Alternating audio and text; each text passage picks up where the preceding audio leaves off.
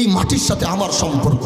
আমি আমার সফর সঙ্গীকে বলেছি, আমার সফর সঙ্গীকে জিজ্ঞাসা করেন, এবছর গোটা বাংলাদেশ থেকে হাজারো প্রোগ্রাম এসেছে। আমি ওকে কে বলেছি, আমার সামনে বসা, ওকে জিজ্ঞাসা করেন। আমি ওকে বলেছি সবচেয়ে আগে প্রায়োরিটি থাকবে শিবচর, শিবচরে আগে যাব। কারণ এরা হচ্ছে সেই মানুষ যারা আমাদেরকে বাহাদুরপুর বানিয়েছে, এরা হচ্ছে সেই মানুষ যারা হাজি শরিয়তুল্লাহকে শরিয়তুল্লাহ বানাইছে, এরা হচ্ছে সেই মানুষ যারা দুদুমিয়াকে দুদুমিয়া বানিয়েছে, এরা হচ্ছে সেই মানুষ যারা পীর বাদশা মিয়াকে বাদশা মিয়া বানিয়েছে, এরা হচ্ছে সেই মানুষ যারা সাইদুদ্দিন আহমদ খান বাহাদুরকে বাহাদুর বানিয়েছে। তাদের অধিকার সবার আগে, তারপরে গোটা দেশের অধিকার।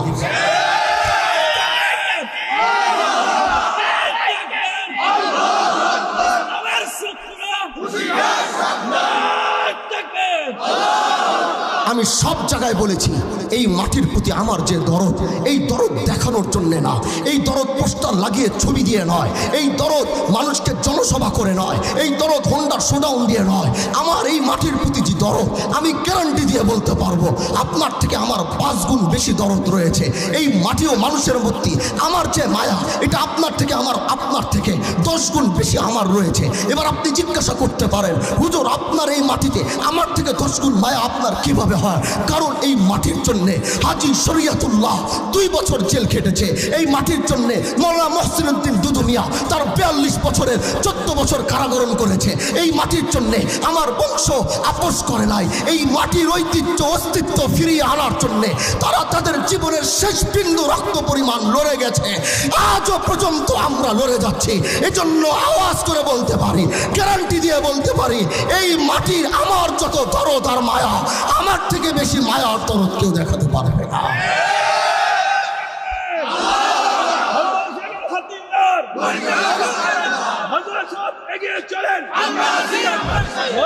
ও বন্ধু আমার, আমি বলেছি কথাগুলো দিল থেকে বলছি, কথাগুলো মন থেকে বলছি। ওয়াজ অনেক শুনতে পারবেন, বয়ান অনেক শুনতে পারবেন, বয়ান অনেক শুনবেন, আজকে শুনবেন, কালকে শুনবেন, কিন্তু আজ যে কথাগুলো বলে যাব, এই কথাগুলো কেউ আপনাদেরকে বলবে কিনা আমি জানি না। এই কথাগুলো আপনাদের পর্যন্ত কেউ পৌঁছাবে কিনা জানি না। এই দেশ ও জাতির জন্যে, এই দেশের অস্তিত্ব ফিরিয়ে আনার জন্যে, এই শিবচরের গৌরবকে ফিরিয়ে আনার জন্যে আমি ওয়াদা দিয়েছি, আমি কথা বলেছি, আমি সবাইকে বলেছি আমার বড়লোকের বন্ধু হওয়ার দরকার নাই। নবী তো বলেছে, আল্লাহ তুমি আমাকে গরিব রাখো, হাসরের মাঠে আমাকে গরিব হয়ে উঠাও। কারণ গরিব বড়লোকের 1000 বছর আগে জাহান্নামে যাবে, জান্নাতে যাবে। আমি আল্লাহকে বলেছি, আল্লাহ আমার বড়লোকের বন্ধু হওয়ার দরকার নাই। আমার পূর্বপুরুষরা যেভাবে গরিবের বন্ধু হয়েছিল, মুজলুমের বন্ধু হয়েছিল, আমি আমার জীবনের শেষ বিন্দু রক্ত দিয়ে, আমার জীবনের শেষ নিঃশ্বাস দিয়ে আমি গরিবের বন্ধু আর মুজলুমের বন্ধু হয়ে থাকতে চাই। ও ভাই আমার, আমি শুধু মুখে বলিনি, আমি শুধু মুখ দিয়ে সেটা বলিনি, আমি শুধু মুখ দিয়ে সেটা উচ্চারণই করিনি, আমি প্রমাণ করেছি। আমি আজও প্রমাণ করছি, আগামীতে প্রমাণ করব। এদেশের গরিব মানুষের বিচার দেওয়ার কোনো জায়গা ছিল না, তাদের অধিকার ফিরিয়ে আনার জন্য বলার কোনো জায়গা ছিল না। এদেশের প্রতিটা মানুষ গরিবের উপর অন্যায় করেছে। গরিবের বিচার আসলে তাদেরকে দিনের পর দিন ঘুরিয়েছে, তাদেরকে দিনের পর দিন তাদেরকে নাচিয়েছে। তাদের বিচার কেউ শুনতে চায় নাই। কারণ ভ্যানওয়ালা টাকা দিতে পারবে না, ওই বাদাম বিক্রেতা টাকা দিতে পারবে না, ওই চটপটি বিক্রেতা টাকা দিতে পারবে না। এজন্য ওর কথা কেউ শুনতে রাজি হয় নাই। কিন্তু আমি আল্লাহকে বলেছি, এ আল্লাহ আমি গরিবের সেই সাহারা হতে চাই, আমি তার প্রতিবাদের কণ্ঠ হতে চাই, আমি তার পাশে দাঁড়িয়ে মুসলিমের হক আমি বুঝিয়ে দিতে চাই, আমি ভ্যান চালকের হক বুঝিয়ে দিতে চাই, আমি চটপটিওয়ালার হক বুঝিয়ে দিতে চাই, আমি এদেশের প্রতিটা মুসলিমের হক তাকে পাই টু পাই আমি হিসাব করে বুঝিয়ে দিতে চাই। সেটা শুধু আমি করিনি, আমি শুধু বলিনি, আমি সেটা করার চেষ্টা করেছি। কারণ এটা হচ্ছে সেই মাটি যেখান থেকে বিপ্লব হয়েছিল, যেখান থেকে মানবতা ফেরত এসেছিল, যেখান থেকে মানবতা এসেছে, যেখান থেকে ইসলামের বিপ্লব হয়েছে, যেখান থেকে এই মাটি তার গৌরব পেয়েছে। সেদিন শুধু শিবচরই গৌরব পায়নি, হাজি শরিয়তুল্লাহর এক আওয়াজে শিবচর থেকে গোটা ভারতবর্ষ, টেকনাফ থেকে তেতুলিয়া, রূপসা থেকে পাতুরিয়া, আসাম থেকে ত্রিপুরা পর্যন্ত এমন বিপ্লবের ঘণ্টা বেজেছিল, যেই বিপ্লবের সমস্ত অন্যায় অবিচার বঙ্গোপসাগরে ভেসে চলে গেছে।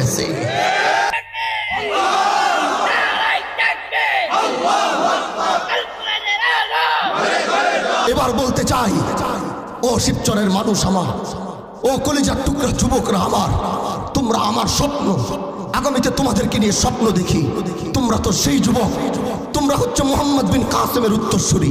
আমি বলেছি মুহাম্মদ বিন কাসেমের অস্তিত্ব ঐতিহ্য এটাই ছিল, এক মায়ের ইজ্জতের বদলা নেওয়ার জন্যে তিনি গোটা ভারতবর্ষে আগুন জ্বালিয়ে দিয়েছিল।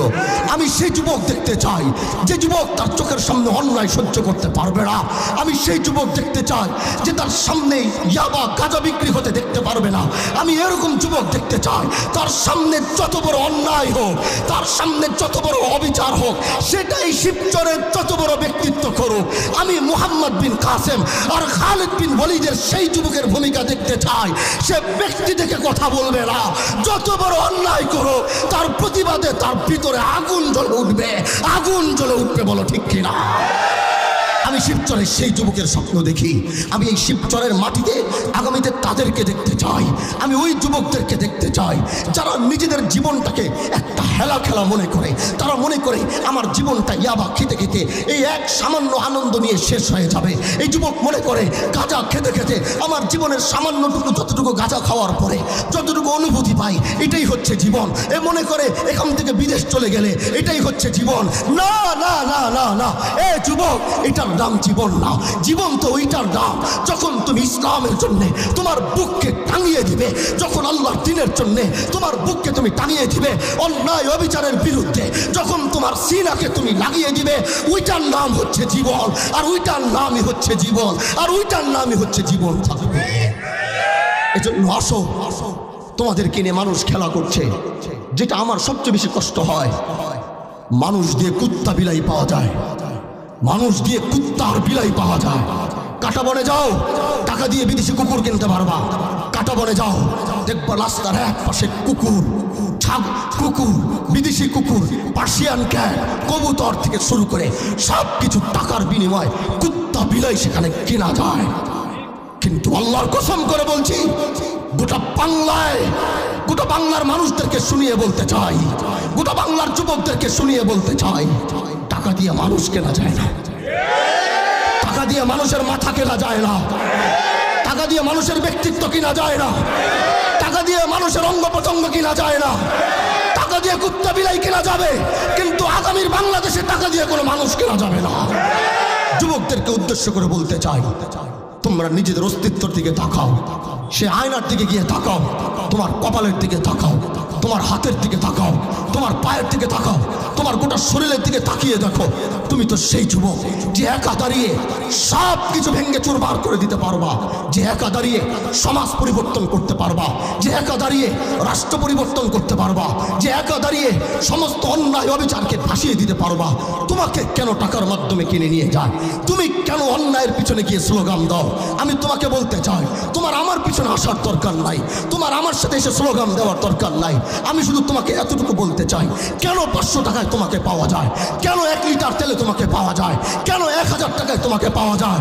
এ যুবক, তুমি তো মুহাম্মদ বিন কাসেমের সৈনিক, তুমি তো মুহাম্মদ বিন কাসেমের উত্তরসূরি, তুমি তো খালিদ বিন ওয়ালিদের উত্তরসূরি, তুমি তো হযরতে ওমর খলিফাতুল মুসলিমিন, হযরতে ওমরের সৈনিক, তার উত্তরসূরি। তোমাকে কেন 500 টাকা দিয়ে কিনে নিবে? তোমাকে কেন 1000 টাকা কিনে একজন খারাপ মানুষের তুমি স্লোগান দিবা, একজন অন্যায়কারীর বিরুদ্ধে দাঁড়িয়ে তার স্লোগান দিবা? এটা কুত্তা বিলাই দিয়ে করা যাবে, এটা মানুষ দিয়ে করা যেতে পারে না।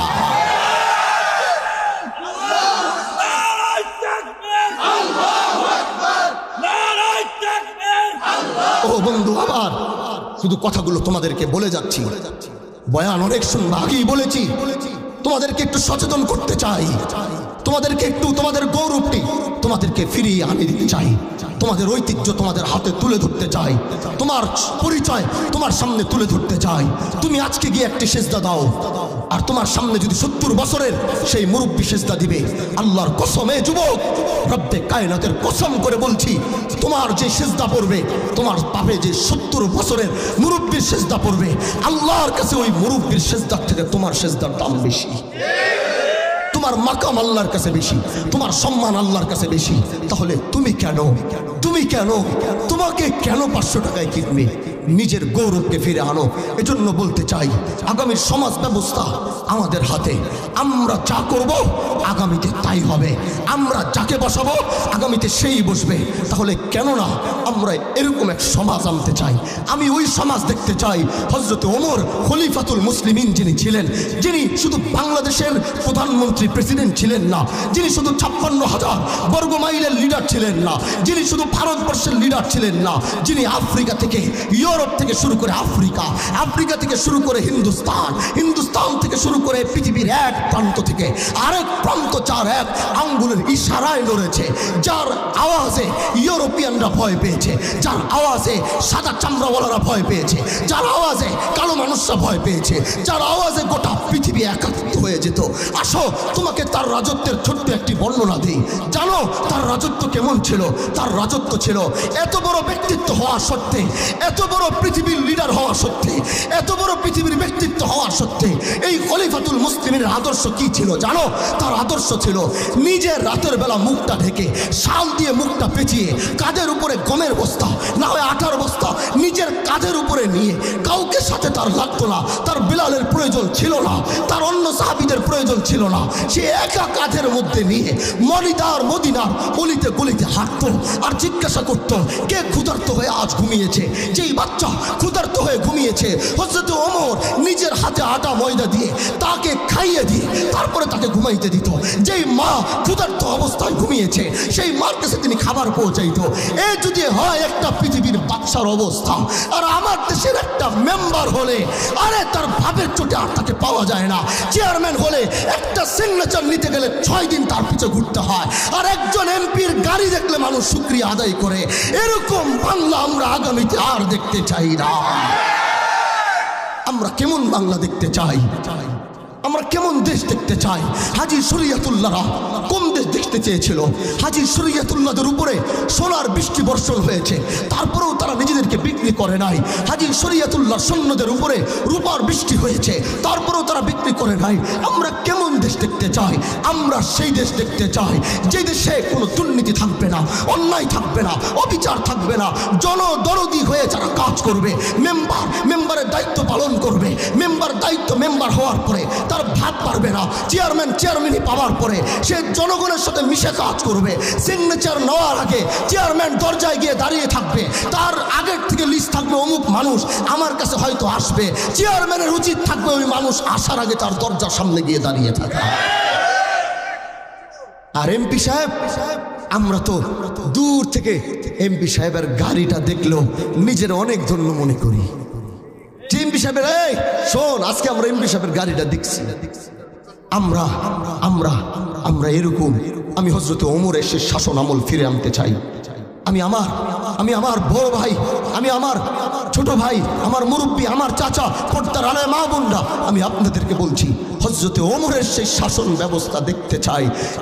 সবচেয়ে এমপি হোক আর যেই হোক, এমপি মানুষের দুয়ারে দুয়ারে, মেম্বারকে যেমন পাওয়া যায় তার থেকে বেশি এমপিকে এই দেশে পাওয়া যাবে।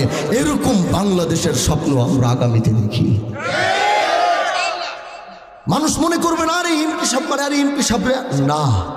এমপি কে?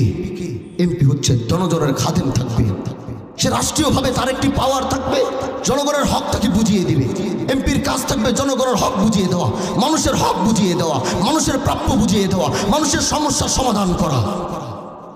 হযরতে ওমরের মতো রাতের বেলা মুখ পেঁচিয়ে এলাকায় ঘুরবে, তার পুলিশ ফোর্সের প্রয়োজন হবে না, তার ওসি সাহেব তার সাথে থাকার প্রয়োজন নাই, ডিসিএসপি তার সাথে থাকার প্রয়োজন নাই, কনস্টেবল তার সাথে থাকার প্রয়োজন নাই।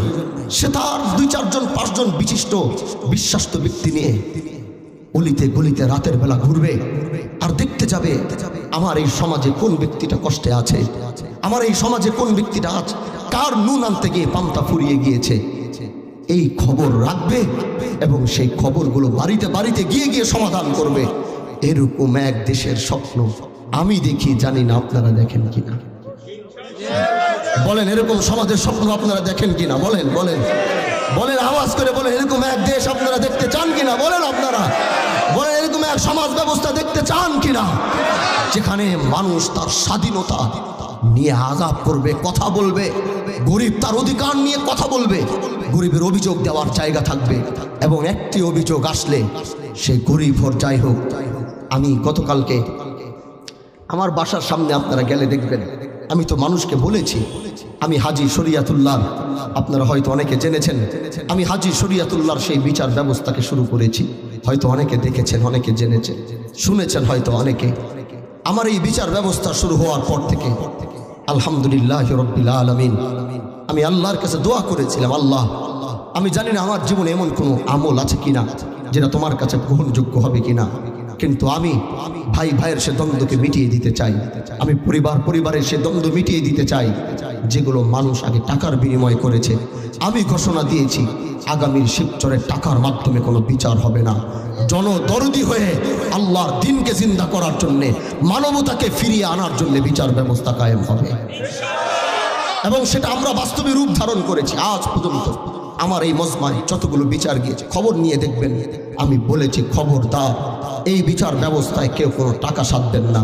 আজকে আমার খাদের জিজ্ঞাসা করেন, ও আজকে আমার একটু আগে মাগরিবের সময় ওর কাছে একজন এসে বলতেছে, আমি ভাই আপনার এখন 1 লাখ টাকা দিতেছি, আমার যেভাবেই হোক আমার সমস্যাটাকে সমাধান করেন।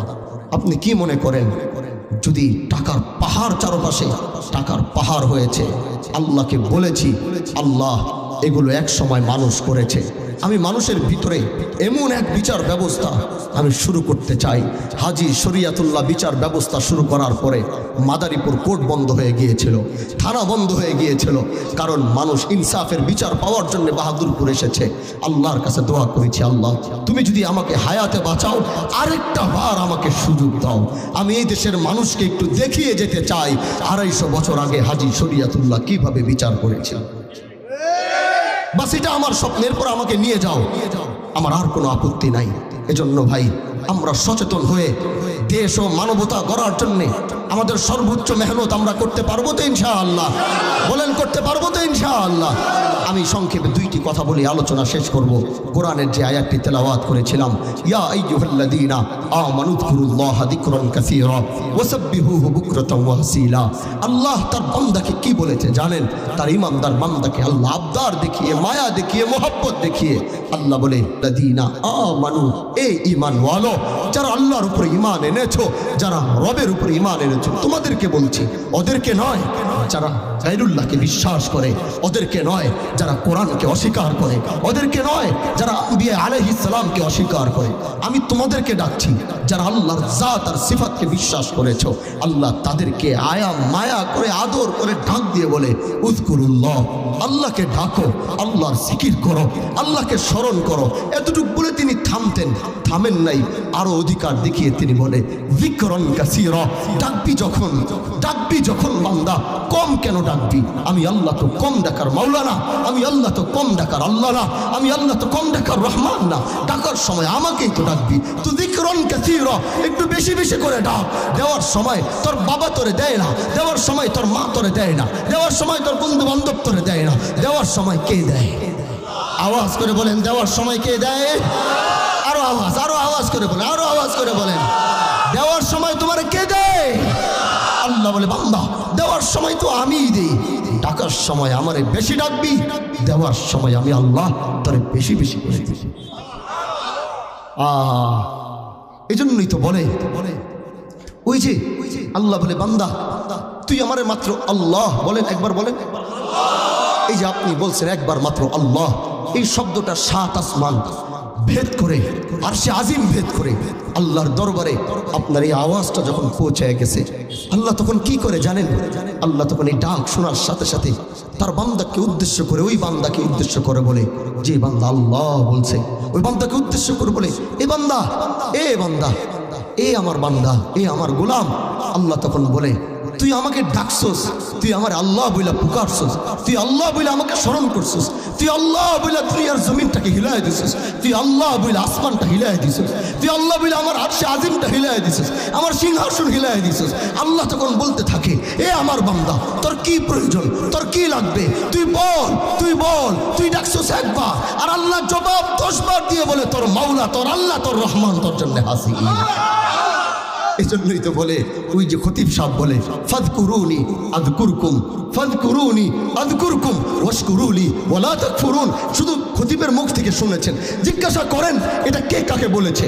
আল্লাহ বলে ফাযকুরুনি, তুই আমাকে মনে করবি, ফাযকুরুনি তুই আমাকে স্মরণ করবি, ফাযকুরুনি তুই আমারে ডাকবি। আল্লাহ এবার নিজে বলে আযকুরকুম, আমি তোরে মনে করব, আযকুরকুম আমি তোকে স্মরণ করব, আযকুরকুম আমি আল্লাহ তোকে আসমানের সমস্ত ফেরেশতাদেরকে বসিয়ে বসিয়ে তোকে মনে করব। আমার মতো সলিমুল্লাহ, আমার মতো গুনাহগারকে আসমানের মালিক, जिसने आसमान बनाया, जिसने जमीन बनाया, जिसने कुल कायनात बनाया, जो मेरे रब है, जो मेरे रहमान है, जो मेरे मालिक है, बोले हुवल्लाहुल्लज़ी ला इलाहा इल्ला हुवर रहमान, যিনি রহমান, যিনি গফফার, যিনি গফুর, উনি আমার মতো সামান্য গুনাহগারকে আসমানের সিংহাসন থেকে স্মরণ করবে। এর থেকে বড় পাওয়া আমার জীবনে আর কি হতে পারে? এর থেকে বড় চাওয়া আমার মতো গুনাহগারের আর কি হতে পারে? যে আমার রব, আমার আল্লাহ আমাকে স্মরণ করেছে, আমার নাম নিয়েছে, আসমানের ফেরেশতাদেরকে বসিয়ে আমার গল্প করেছে। আমার আর কি চাওয়া? আমার আর কি চাওয়া? আমি ওই আল্লাহর জন্য ফিদা হব না? আমি কার জন্য ফিদা হব? তার জন্য রক্ত দিব না? কার জন্য রক্ত দিব? তার জন্য জীবন দিব না? কার জন্য আমি জীবন দিব? আরে ভালোবাসা এই শব্দটাই তো আল্লাহর জন্য প্রযোজ্য। ভালোবাসা শব্দ আল্লাহ ছাড়া কারোর জন্য প্রযোজ্য না। এই জন্য ভালো যদি বাসতেই হয়, যদি একমাত্র ভালো যদি বাসতেই হয়, এই ভালোবাসা পাওয়ার যোগ্য একমাত্র কে? এই জন্যই তো পীর মাশায়েখদের কাছে বলে জিকির করো, জিকির করো, আল্লাহ আল্লাহ ডাকো। বলো কেন বলে জানেন? কারণ টাকা দিয়ে যেমন জিনিসপত্র পাওয়া যায়, টাকা দিয়ে যেমন অনেক কিছু পাওয়া যায়, টাকা দিয়ে দোকান থেকে অনেক কিছু খরিদ করা যায়, আর আল্লাহ আল্লাহ আল্লাহ জিকির করে দুনিয়ার অন্য কিছু পাওয়া যাক আর না যাক, আল্লাহ পাওয়া যায়, আল্লাহ পাওয়া যায়, আল্লাহ পাওয়া যায়। আর আল্লাহ যে পাওয়া গেছে, আসমান তার হয়ে গেছে, আল্লাহ যে পাওয়া গেছে, জমিন তার হয়ে গেছে, আল্লাহ যে পাওয়া গেছে, কুল কায়নাত তার হয়ে গেছে, আল্লাহ যে পাওয়া গেছে, ওই কঠোর হাসরের ময়দান তার হয়ে গেছে, আল্লাহ যে পাওয়া গেছে, জান্নাত তার হয়ে গেছে, জান্নাত তার হয়ে গেছে। আর কি দরকার? আর কি দরকার? আমার তো আর কিছু দরকার নাই। এই জন্য আমার শুধু আল্লাহ দরকার, আমার শুধু আল্লাহ দরকার। আমার জমি দরকার নাই, আমার আল্লাহ দরকার। আমার গাড়ি দরকার নাই, আমার আল্লাহ দরকার। আমার চাকরি দরকার নাই, আমার আল্লাহ দরকার। আমার ব্যবসা বাণিজ্য দরকার নাই, আমার শুধু আল্লাহ দরকার, আল্লাহ দরকার। আমি আল্লাহ চাই, আল্লাহ আমার হয়ে যাবে, আমি আল্লাহর হয়ে যাব। বানাও না একবার, বানাও তাকে একবার, নিজের মনের মতো তার একবার হও না। দেখো দুনিয়ায় চলতে কি মজা, দুনিয়ায় বসতে কি মজা, দুনিয়ায় কথা বলতে কি মজা। একবার শুধু তার হয়ে যাও, একবার শুধু তাকে নিজের বানাও, একবার শুধু তাকে নিজের বানাও। সে তোমার হয়ে যাবে, দুনিয়া তোমার হয়ে যাবে, সে তোমার হয়ে যাবে, কুল কায়নাত তোমার হয়ে যাবে। কেন দৌড়াচ্ছ এদিক সেদিক? কেন দৌড়াচ্ছ? আল্লাহকে নেতার পিছনে যতটুকু সময় দাও, নেতার পিছনে যতটুকু সময় দাও, এতটুকু সময় আল্লাহর পিছনে দিলে আল্লাহ আগেই তোমার হয়ে যায়। বানাও, আল্লাহকে নিজের বানাও। এই জন্যই তো বলি জিকির করো, জিকির করো। জিকিরে তোমার কলব জিন্দা হবে, জিকিরে তোমার দিল জিন্দা হবে, অন্তর জিন্দা হবে। যার অন্তর মরে গেছে, তার শরীর মরে গেছে, তার চোখ মরে গেছে, তার দেহ মরে গেছে, হাত পা মরে গেছে, পাও মরে গেছে। আর যার অন্তর জিন্দা হয়ে গেছে, তার গোটা শরীর জিন্দা হয়ে গেছে। এই জন্য অন্তর জিন্দা করার প্রথম শর্ত হচ্ছে আল্লাহ পাকের জিকির। প্রথম শর্ত কি ভাই বলেন না? আওয়াজ করে বলেন, প্রথম শর্ত কি বলেন না? এজন্য ভাই এবার আল্লাহ বলে ওয়াসাব্বিহুহু বুকরাতাও ওয়া আসীলা। সকালের একটা সময়, এ বান্দা রাতের সন্ধ্যার একটা সময়, এত সময় দুনিয়াতে দেশ, আমার জন্য একটু সময় হয় না? আমার জন্য তোর একটু সময় নেই? আমি তোর হায়াতটা দিছি বলে তুই বাইচা আসছিস। আজকে যদি হায়াতটা একটু করে নিয়ে নি, তোর আর কি থাকবে? তুই হানজালা থাকতে পারবি না। আজকে তোর সামনে যারা ঘোরাফেরা করে, তোর সাথে যারা চলতে চায়, তোর সাথে যারা বসতে চায়, তোর সাথে যারা বিভিন্ন জায়গায় যেতে চায়, এরাই জানাজার নামাজে দাঁড়িয়ে তোর এমন এক জায়গায় ফেলে আসবে হানজালা, এমন এক জায়গায় তোকে ফেলে আসবে। ওই দিন তোর বাড়ির সামনে কেউ দাঁড়াবে না, বিচার নিয়ে কেউ আসবে না, সমস্যা নিয়ে কেউ আসবে না, কেউ কিছু বলবে না, কেউ কিছু করতে চাবে না। নিথর দেহে নিয়ে ওই পবিত্র ওই কবরে আমি পড়ে থাকবো, হাত্তা জুরতুমুল মাকাবির, ওখানে আমি যাব, পড়ে থাকবো। তার মানে কি? তার মানে একটু বুঝেন ভাই, একটু খেয়াল করে দেখেন। আজ আল্লাহ আমাকে হায়াত দিয়েছে বলে আমি এখানে বসেছি, কথা বলতে পারছি, আপনাদেরকে দেখতে পাচ্ছি। এখন তিনি হায়াতের এই নিয়ামতটা একটু করে নিয়ে যাক, সব শেষ। বাদশাহিত্ব শেষ, ইমামের ইমামতি শেষ, ব্যবসায়ী শেষ, নেতাগিরি শেষ, মেম্বারগিরি শেষ, চেয়ারম্যানগিরি শেষ। এই তো জীবনের খেলা।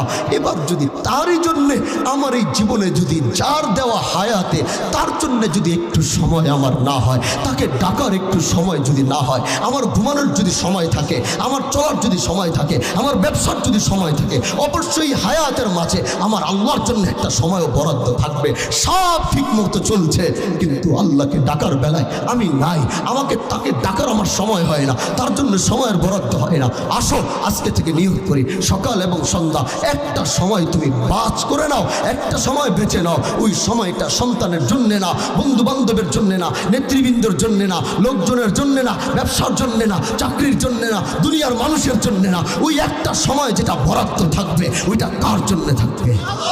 ওই সময় তুমি চোখটা বন্ধ করো, দরজাটা লাগাও। মসজিদের কর্নার হইতে পারে, বাড়ির কর্নার হইতে পারে। স্ত্রীকে বলো আমাকে 15 মিনিট জ্বালায়ও না, জীবনে হাজারো 15 মিনিট দিয়েছি। সন্তানকে বলো জীবনের হাজারো সময় দিয়েছি, দরজা বন্ধ করছি, আমাকে ডাকবা না। আমি এখন আমার রবের সাথে একটু কথা বলবো, আমি আল্লাহকে একটু কথা বলবো, আমি আল্লাহকে একটু ডাকবো। আমি তার সাথে একটু কথা বলতে চাই, তিনি আমার সাথে কথা বলতে চায়, কিন্তু আমি এতদিন চাইনি, এখন আমিও চাবো আমার রবের সাথে একটু কথা বলবো, আমার রবকে আমি অন্তর দিয়ে একটু ডাকবো, আমার দিলে তাকে একটু জিন্দা করবো। দরজাটা বন্ধ করে কর্নারে গিয়ে বাস এবার ধাক্কা লাগাও, কলমের ভিতরে ধাক্কা লাগায় বলো লা ইলাহা ইল্লাল্লাহ, কলমের ভিতরে ধাক্কা লাগায় বলো ইল্লাল্লাহ, কলমের ভিতরে ধাক্কা লাগাও আর বলো আল্লাহ আল্লাহ আল্লাহ। ডাকো, এভাবে তোমার দিল জিন্দা হয়ে যাবে, তোমার অন্তর জিন্দা হয়ে যাবে। আল্লাহর কসম, এমন ভাবে তুমি যদি ডাকতে থাকো, তুমি যেমন রবের হয়ে যাবা, রব তোমার হয়ে যাবে, দুনিয়া তোমার হয়ে যাবে। কারো পিছনে দৌড়ানোর দরকার নাই, দুনিয়ার আর কিচ্ছু দরকার নাই, গোটা দুনিয়া তোমার পায়ের সামনে এসে পড়ে থাকবে। পারবো তো ইনশাআল্লাহ? বলেন পারবো তো ইনশাআল্লাহ? আল্লাহর জন্য সময় বরাদ্দ করতে পারবো তো ইনশাআল্লাহ? আল্লাহ তুমি কবুল করো, বলেন আমিন। হায়াতে যদি বেঁচে থাকি আবার আসবো, আবার দেখা হবে। আপনাদের সামনে যতই কথা বলি মন আমার ভরে না, মন আমার একদম ভরে না। মনে হয় শিবচরের মানুষগুলোকে দেখি, তাদের পাশে এসে দাঁড়াই, রাস্তা দিয়ে হাঁটলে মানুষ এত ভালোবাসে, পথ দিয়ে চললে যুবকরা এত ভালোবাসে, বুকটার সাথে যখন বুকটা লাগাই এত তৃপ্তি, এত শান্তি, এত সুকুন, এত ভালো অনুভব করি। মনে হয় এই দেশের প্রতিটা মানুষ আমাদের নিরাপত্তা বাহিনী, এদেশের প্রতিটা মানুষকে নিজের মনে হয়, আপন মনে হয়। এজন্য আপনাদের সব সমস্যার জন্যে আমি সবসময় আপনাদের পাশে আছি, আপনাদের সাথে আছি। হাজী শরীয়তুল্লাহ সমাজ কল্যাণ পরিষদের নাম আপনারা শুনেছেন, জানি না এখানে কমিটি হয়েছে কিনা। এখানে কমিটি হয়েছে না? আলহামদুলিল্লাহ, এখানে কমিটি হয়েছে। আপনারা দলে বলে সবাই এই সমাজ কল্যাণ পরিষদের এক একজন সহযোদ্ধা থাকবেন, এক একজন সদস্য থাকবেন। পারবেন তো ইনশাআল্লাহ? অন্যায় দেখলে আর চুপ থাকা নয়। এদেশে কেউ যেন যুবকদেরকে ধ্বংস করার জন্যে আমি আগেই ঘোষণা দিয়েছি, মাদকের সাথে আমি জিরো টলারেন্স, মাদক বিক্রেতার সাথে আমার কোনো আপোষ নাই, আমাদের কোনো আপোষনামা চলবে না। যেখানে মাদক বিক্রি করে ইনফরমেশন সমাজ কল্যাণ পরিষদের কাছে দেন, তারা আমার সাথে যোগাযোগ করবে। কয়েকদিন আগে রাতের বেলা অভিযান করেছিলাম, শুনেছেন? খবর পেয়েছেন? এই দেশের প্রতিটা মাদক ডিলারকে এভাবেই রাতের বেলা উঠিয়ে নিয়ে যাব। শিবচরের কোনো বাপের বেটা নাই ওদিন আমাকে আটকায় রাখতে পারবে। মাদকের সাথে কোনো আপোষনামা নাই। রাতের বেলা ঘুমিয়ে থাকবেন, ঘুম থেকে উঠে দেখবেন বাহাদুরপুরে শুয়ে রয়েছেন। আমি তাদের সাথে আগে বলেছি, যারা ইয়াবা, গাঁজা, ফেন্সিডিল, মাদক বিক্রি করে, যারা খায় তাদের সাথে পরে বোঝাপড়া, এটা ধরতে পারলে তো ধরে ফেলবো খাওয়া অবস্থায়। কিন্তু যারা বিক্রি করে, যারা আমার সমাজটাকে শেষ করে দিচ্ছে, আগামীর ভবিষ্যৎ, আগামীর যুবক, আগামীর বাংলাদেশকে যারা শূন্যের কোঠায় নিয়ে যাওয়ার সিদ্ধান্ত নিয়েছে অল্প কিছু মুনাফার কারণে, তাদেরকে বলছি সাবধান হয়ে যান। এখনো সময় রয়েছে, না যে কোনো মুহূর্তে দেখবেন আপনার সামনে এসে দাঁড়িয়ে আছি। আর এই মাদকের বিরুদ্ধে আমাদের এই সংগ্রামে আপনারা কি আমাদের সাথে থাকবেন না ছেড়ে যাবেন? বলেন আমাদের সাথে থাকবেন কিনা? বলেন আপনারা সর্বোচ্চটুকু যে আমাদের পাশে থাকবেন ইনশাআল্লাহ। তাহলে এই ওয়ার্ড, এটা পৌরসভার 6 নম্বর ওয়ার্ড, তাই না? এই ওয়ার্ডকে আপনারা অতি দ্রুত, এই ওয়ার্ডকে আপনারা সম্পূর্ণ মাদক মুক্ত ঘোষণা করতে পারবেন না ইনশাআল্লাহ? বলেন মাদক মুক্ত ঘোষণা করতে পারবেন না ইনশাআল্লাহ? সমস্ত অন্যায় অবিচার মুক্ত ঘোষণা করতে পারবেন না ইনশাআল্লাহ? যেই আপনাদের সামনে অন্যায় করবে, অবিচার করবে, যে আপনাদের সামনে হ্যাডাম দেখাবে, অন্যায়ের জুলুম আপনাদের কাঁধের উপরে চাপিয়ে দিবে। এদেশের কেউ আপনার পাশে থাকুক না থাকুক, আমি ওয়াদা দিয়ে যাচ্ছি, আমি আপনাদের ভাই হানজালা আপনার পাশে, আপনার সাথে থেকে আপনার প্রাপ্য বুঝিয়ে না দেওয়া পর্যন্ত আমি ঘুমাবো না, আমি বাড়িতে বসবো না, আমি আপনার হক আপনাকে বুঝিয়ে দিব। মাথা উঁচু করে দাঁড়াতে শিখুন। আজ আপনি গরিব বলে কথা বলতে পারবেন না সমাজে, এইটা পরিহার করুন। এদেশের প্রতিটা মানুষ তার অধিকার নিয়ে কথা বলতে পারবে। এই সমাজ ব্যবস্থাই আমরা আগামীতে তৈরি করব।